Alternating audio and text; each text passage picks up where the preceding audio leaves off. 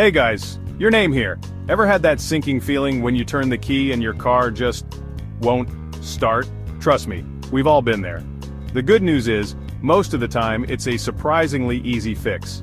In this video, I'm going over the top 5 reasons your car might not be cooperating and more importantly, how you can get it running again. Let's get started. Alright, first up, the most common culprit, the battery. Over time, batteries lose their ability to hold a charge and eventually they just give up. How can you tell? Well, if you hear a very slow crank when you try to start it, or even just a clicking sound, that's a dead giveaway. To be sure, you can test the voltage with a multimeter. Now, before you go blaming the battery itself, make sure the connections are clean and tight. Corrosion can build up on the terminals, preventing a good connection. A little baking soda and water can work wonders to clean those up. So the battery's good, but you're still not hearing that satisfying engine roar. The next thing to check is the starter motor.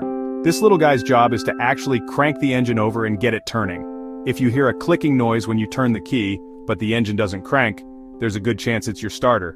It could be a bad connection, a worn-out starter solenoid, or even the starter motor itself.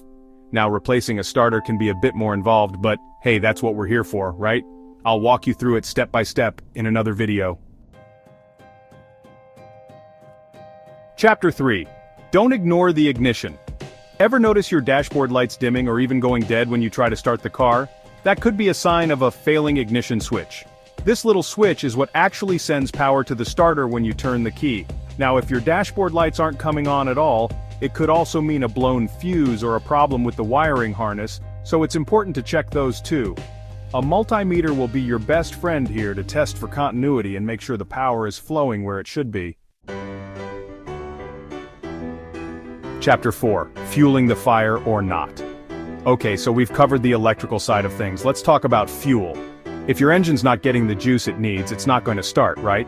One common culprit is a clogged fuel filter. This little guy can get gummed up with dirt and debris over time, restricting fuel flow. Another possibility is a failing fuel pump. You might hear a whining noise coming from the fuel tank if it's on its way out. To diagnose this, you can check the fuel pressure with a gauge.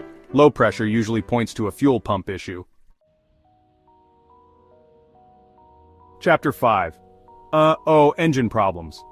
Alright, this is the one nobody wants to hear, but sometimes the problem lies within the engine itself. A broken timing belt, for example, can prevent the engine from turning over at all. And if you've been ignoring those strange noises coming from under the hood, well, you might be dealing with a seized engine, and that's a whole other can of worms. The good news is,